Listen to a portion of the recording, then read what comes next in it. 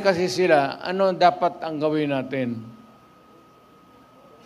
Di, patayin natin yung mga senador ngayon para mabakante.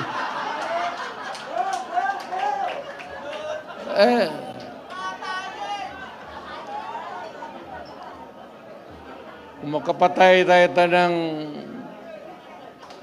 mga 15 na senador, pasok na tayo lahat.